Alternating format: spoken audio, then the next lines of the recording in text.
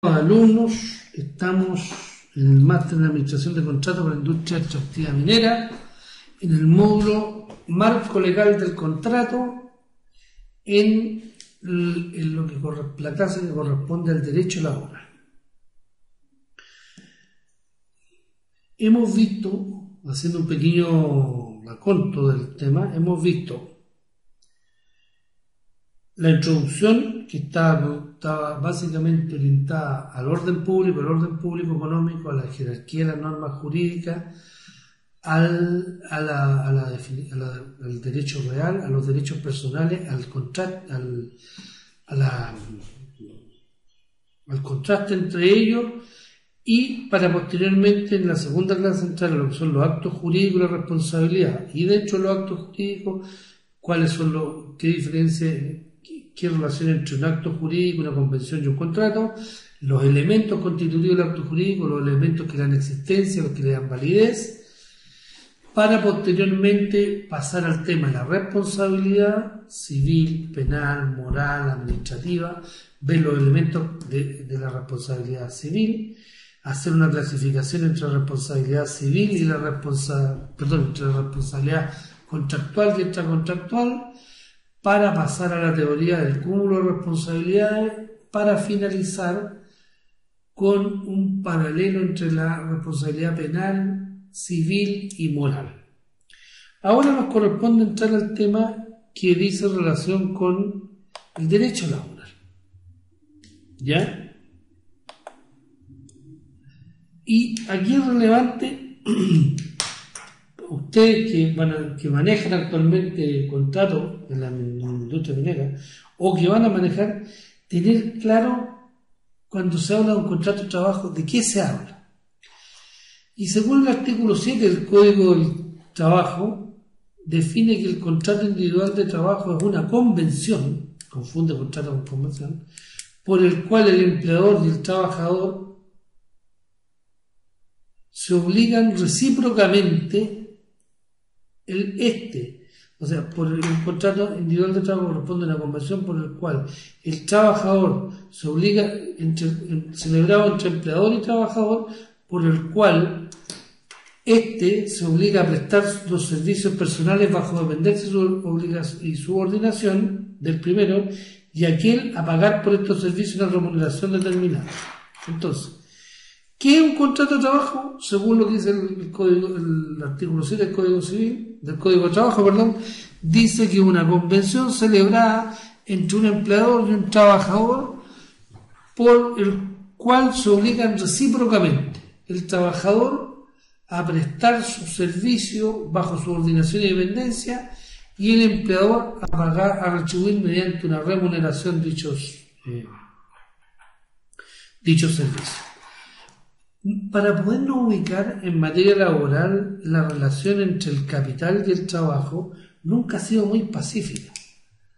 Nunca ha sido muy pacífica. En ninguna parte del mundo, no solo en Chile. El otro día estaba mirando, les recomiendo a los que tengan cable que vean un documental que se llama Changle en HBO Ley, que corresponde a un incendio que ocurrió por 1907, por ahí, en una industria de confección en Nueva York. Muy interesante, se lo recomiendo para que vean en qué condiciones trabajaban las obreras textiles en ese tiempo. Yo creo que es muy indispensable. En Chile, a partir de 1907 se fue promulgando una serie de leyes en favor de los trabajadores, como la ley de la silla, la ley de la jornada diaria, los feriados, los descansos dominicales, las salas cunas que había que tener los establecimientos industriales.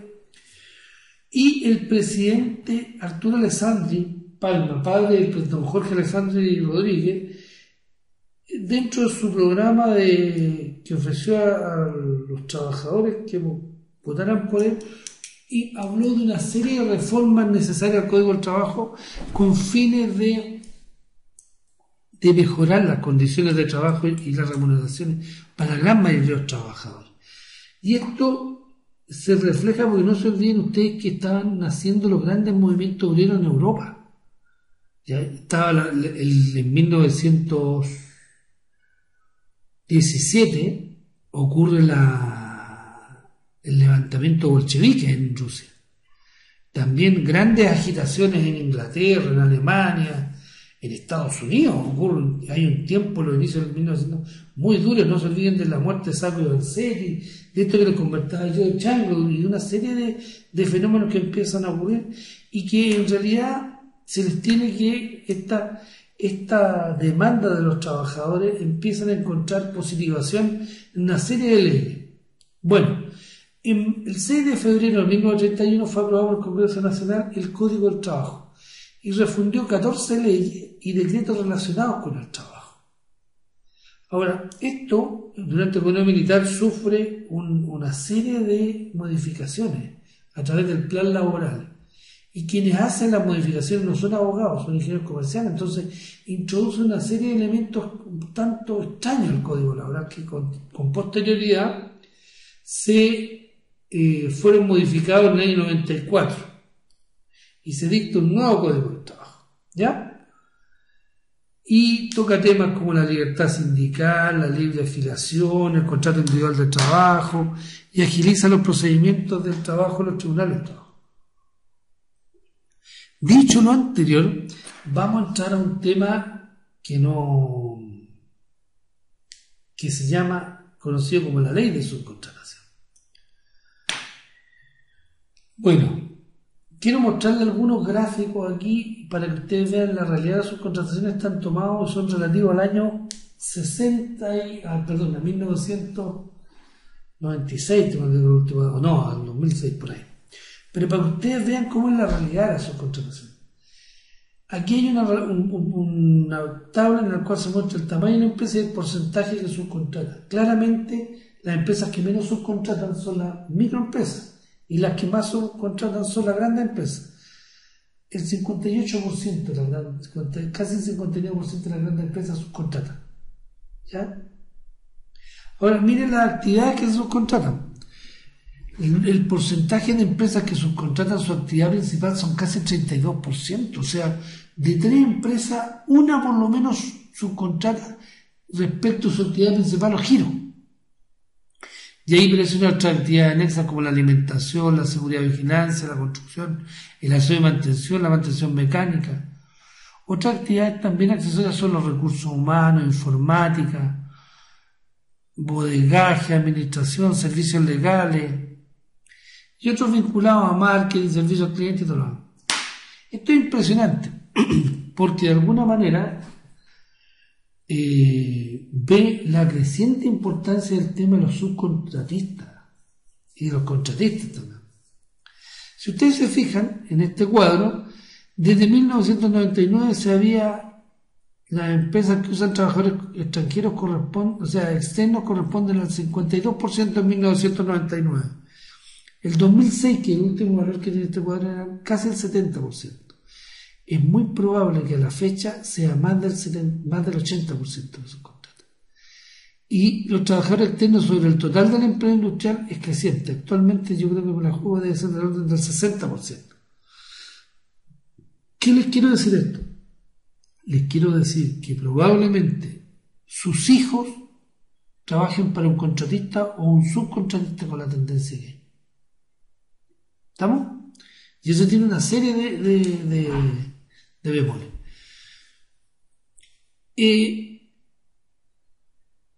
¿Cuáles son en resumen lo que hace la ley? La ley define claramente lo que es el régimen de subcontratación, no define la subcontratación, dice el régimen de trabajo de subcontratación. Y sanciona la simulación. ¿Por qué? Porque había mucho abuso en esto. Se usaban muchas empresas para reclutar personal que trabajaba en forma directa bajo sus asignaciones y dependencia, pero no se le otorgaba ninguno derechos, o sea, no se podían sindicalizar, todo lo demás. Por otra parte, esta ley también regula los servicios transitorios que prestan las empresas. Por ejemplo, viene a establecer una nueva forma de que se le exige nuevos requisitos para formar una empresa de servicios transitorios. Y según algunos, los avances de esta ley en materia laboral se traducen en mejora en las relaciones laborales, promueve relaciones entre empleadores y trabajadores más fuertes, transparentes y equitativas, disminuye la precarización del empleo, disminuye las prácticas abusivas, mejora las normas y la fiscalización en el ámbito de la seguridad laboral, algo que vamos a ver, y en caso de accidentes laborales graves o con resultado de muerte o empleador debe suspender en forma inmediata la faena. ¿Qué problemas pretende solucionar la ley? Cadenas productivas muy extendidas que se diluyen en las empresas mandantes respecto a los trabajadores subcontratados. Ustedes recuerdan que hace no mucho tiempo se supo que en una empresa famosa, estas tiendas por departamento en Chile, dentro de una misma, de un mismo mall, de esta misma empresa, trabajan adentro de la empresa 100 personas que trabajan para 150 RUT distintos. ¿Se imaginan ustedes? Hay 150 RUT distintos de personas que trabajan ahí. ¿Ya? El trabajo subcontratado en general se desarrolla en precarias condiciones respecto a la seguridad y la higiene.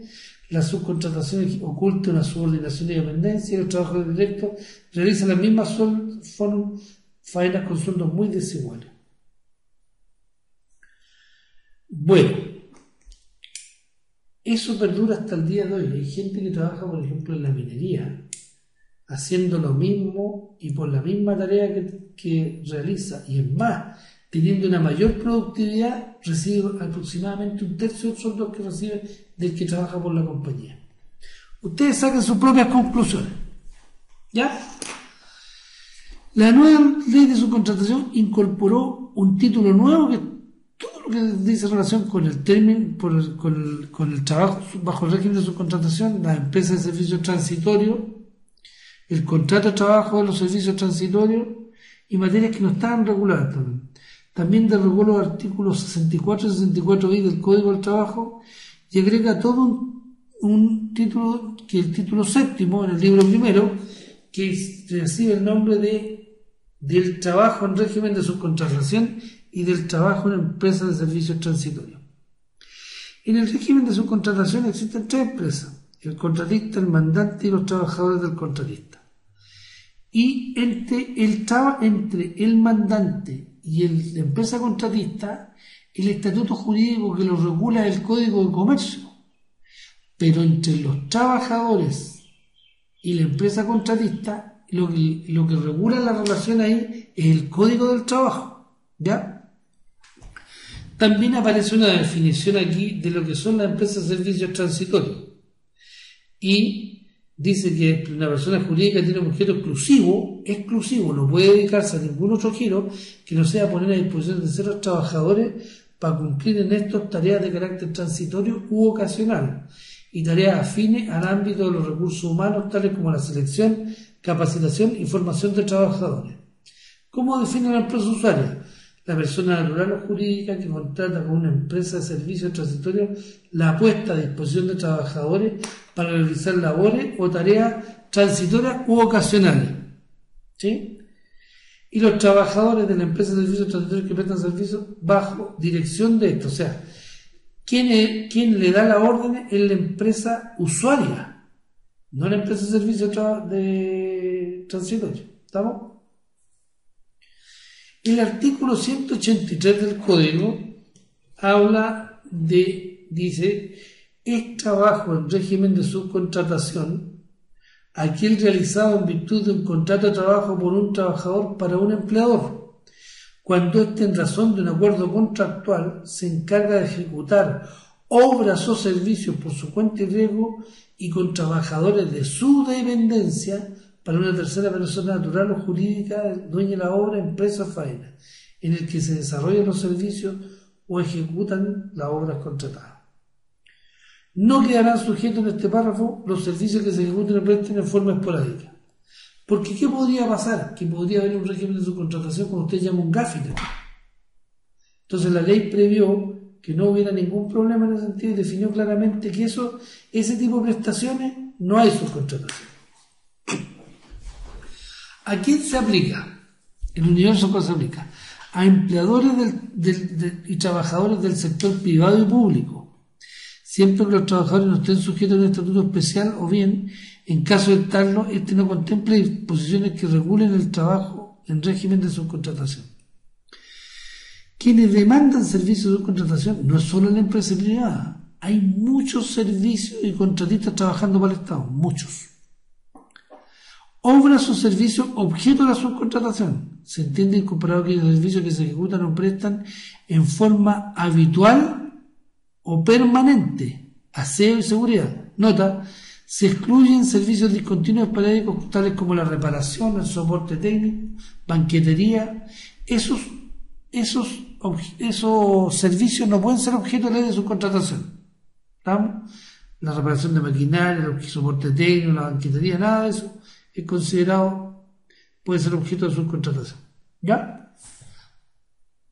En el régimen de subcontratación, la empresa principal será responsable. Este tema es muy relevante.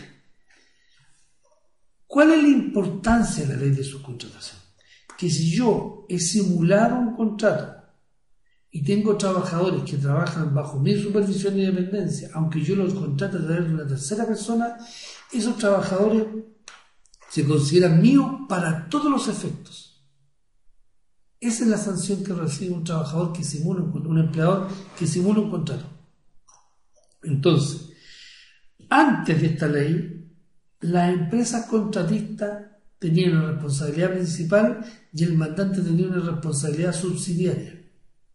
Y eso significaba que si la empresa contratista incumplía y no pagaba las cotizaciones previsionales, las cotizaciones de seguridad y de salud, todo, el trabajador podía demandar a la empresa solidaria, a la empresa principal, pero tenía que demandar y hacer lo humanamente imposible para ejecutar su sentencia con la empresa contratista. Y cuando ya demostraba que no podía, saltaba a la empresa principal. ¿Cuál es la garantía de ahora? Que ahora él puede demandar directamente a la empresa principal, puede demandar al contratista, que es su empleador, o puede demandar a ambas conjuntamente. ¿Ya?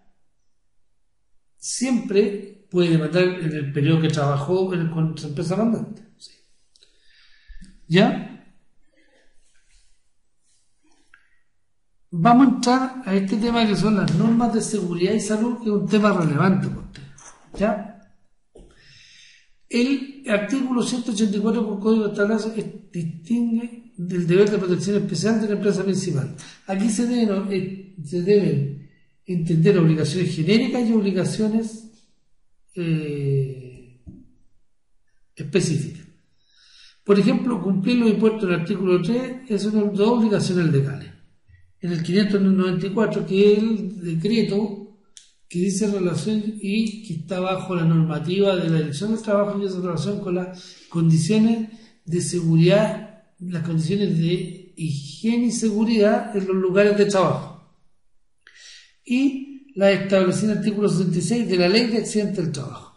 Hay una obligación genérica que establece aquí, que la empresa principal o mandante debe adoptar todas las medidas necesarias para proteger eficazmente la vida y la salud de todos los trabajadores de la empresa, obra o faena, sean trabajadores suyos, del contratista o de un subcontratista. La excepción es la construcción de edificaciones por un precio único prefijado o encargado por persona natural. O sea, si yo tengo una empresa, yo soy el mandante, y hay una empresa contratista trabajando dentro de mi área de responsabilidad o dentro de mi empresa, yo soy responsable de la seguridad e higiene y de la salud y de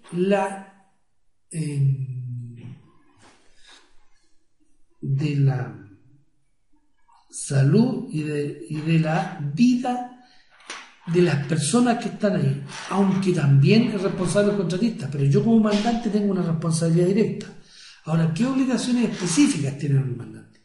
Vigilar que los contratistas y los subcontratistas cumplan la normativa de higiene y seguridad e implementar un sistema de gestión, ¿ya? Y salud para los trabajadores involucrados.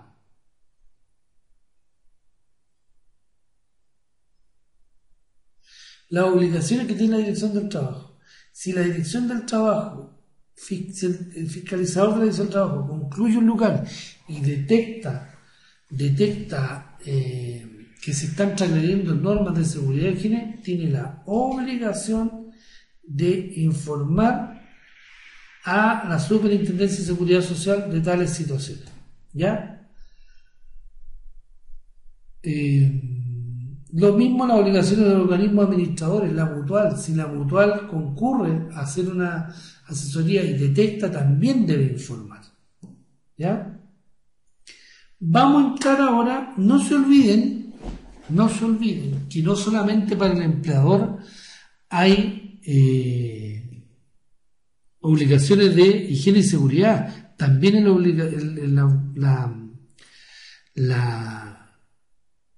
tiene obligaciones respecto de las remuneraciones en paga y las cotizaciones previsionales y de salud.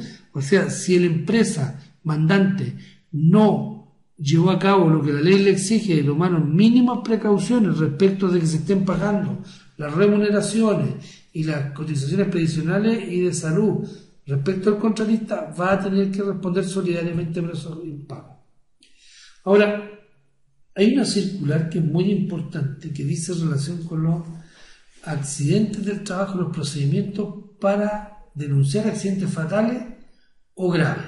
Esta es una circular de la SUCES, ¿ya? Que es la 23.045, que define qué es lo que hay que hacer en caso de encontrarnos un accidente fatal o grave. Por ejemplo, lo que hay que hacer si ocurre un accidente grave o fatal es suspender la faena afectada, si es necesario, suspender todo y permitir que los trabajadores evacúen el lugar de trabajo.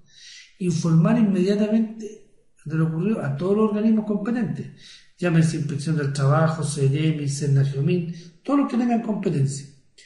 Para los efectos, se entenderá por accidente de trabajo aquel que provoca la muerte del trabajador en forma inmediata o durante su traslado a un centro asistencial.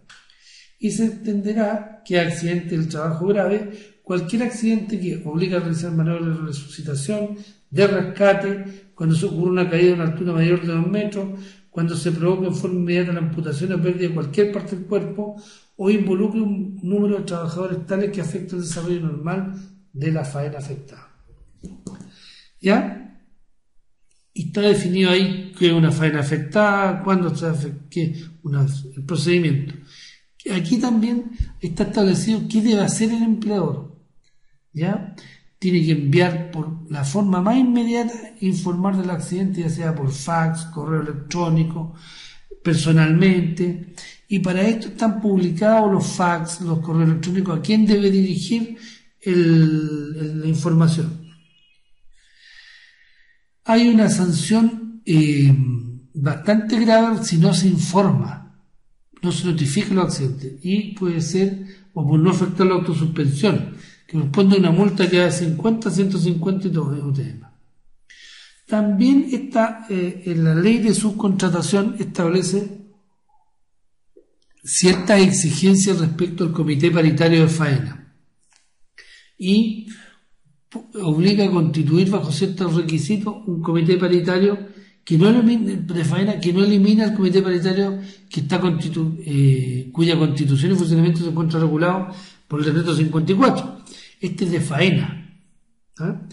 Y si están los requisitos cumulativos, se trata de faena, obra por servicio, giro propio, más de 25 trabajadores, cualquiera sea su dependencia, incluidos los trabajadores de servicio y los subcontratados, y la duración estimada debe ser superior a 30 días. Y aquí están todas las funciones del comité paritario: realizar investigaciones de accidentes, tomar conocimiento del medio de seguridad y higiene del trabajo, efectuar recomendaciones, prácticamente lo mismo que hace un comité paritario que no es de faena. ¿Estamos? Cómo se llegan a los acuerdos, cuándo cesa, cuándo tiene fuero o la cesación de calidad de los miembros, ¿ya? Y estos son lo que ya vimos en materia de responsabilidad, cuando hay responsabilidad y todo. ¿Qué dice en relación con si yo soy sancionado me impone una sanción administrativa o un organismo de Estado, ahí estoy en el ámbito de la responsabilidad administrativa. Si estoy en el ámbito del daño, estoy en la responsabilidad civil. Y si estoy en el daño, el dolo o negligencia, estoy en el ámbito penal. ¿Qué sanciones puedo sufrir? Bueno, multa, alzas de cotización, me puede aplicar por ejemplo, la mutual si se me aumenta la tasa de accidentabilidad, me pueden llegar a clausurar, el Código Sanitario puede clausurar determinadas instalaciones. ¿Qué sanciones puedo seguir en materia civil? Indemnizar a otro, y si soy la empresa mandante yo tengo el derecho a repetir contra el contratista. Y las penales son las que mandan a la comisión de un delito o cuasi delito. ¿En qué consiste el dolo? El dolo consiste en la intención positiva de inferir injuria a la persona propiedad de otro. Inferir injuria o inferir daño, debe entenderse, a la persona propiedad de otro. Y la culpa nace de la infracción a un deber de cuidado. ¿Qué diferencia hay entre la responsabilidad solidaria y la responsabilidad subsidiaria? Hay responsabilidad solidaria cuando me pueden demandar, uno puede exigir la prestación indistintamente de la empresa mandante o del contratista, al cumplimiento de una obligación cualquiera de ellas. La subsidiaria es cuando existe un responsable principal y un responsable que tiene, y si no la subsidiaria es cuando hay un responsable principal y cuando éste no tiene cómo responder, uno subsidiariamente hace responsable a la empresa mandante. El acreedor debe demandar primeramente al obligado principal y solo en forma subsidiaria al otro obligado. ¿De quién es responsable según la ley de subcontratación de la empresa principal? Del pago de los servicios, del pago de las obligaciones de los trabajadores contratistas y de las cotizaciones previsionales y de las negociaciones legales. ¿A qué periodo está limitado? Al periodo en que la empresa contratista trabajó para la empresa mandante y el trabajador puede demandar directamente a la empresa principal, que como tiene obligaciones la empresa principal también tiene derechos. ¿Qué derechos tiene la empresa principal? A exigir de la empresa contratista que se le informe del estado de la situación de las cotizaciones previsionales, de salud, del pago de las remuneraciones, de estar cumpliendo toda la normativa de higiene y seguridad. Si la empresa contratista no le entrega la información, la empresa mandante está autorizada para retener los pagos o para pagar por subrogación. Pedir a la inspección del trabajo que le informe de todas las infracciones que haya cometido el contratista y otras cosas más. ¿Cómo se ejerce el derecho a ser informado? A través de certificaciones de la Dirección del Trabajo que dice que están al día de las cotizaciones o de organismos particulares o externos. ¿Ya? Como es lo que ha hecho la ley de subcontratación es un traslado de la responsabilidad de controlar el cumplimiento de las obligaciones laborales desde los entes fiscalizadores a la empresa principal.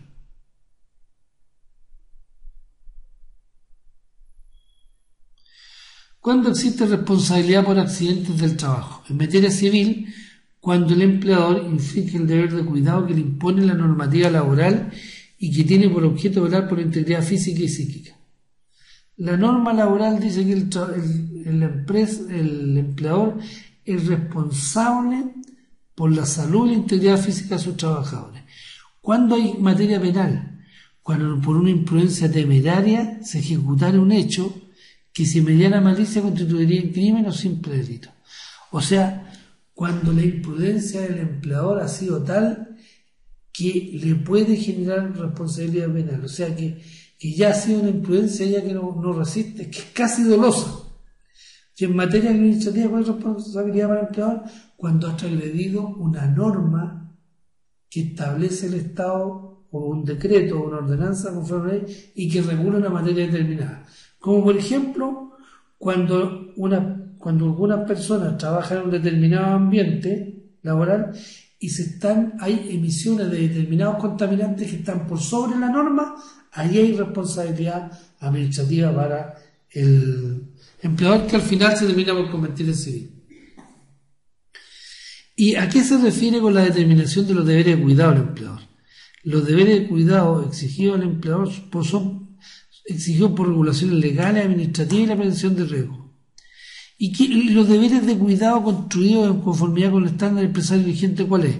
Que hay personal competente, que el equipamiento es adecuado, que hay seguridad en el espacio físico donde se trabaja y que existe una organización industrial eficiente. Esos son los estándares que debe cumplir el empresario dirigente. Primero, tener personal competente. ¿Qué significa tener personal competente? que cumple con los requisitos para realizar el trabajo terminado, competencia, instrucción y todo lo que está asociado a él.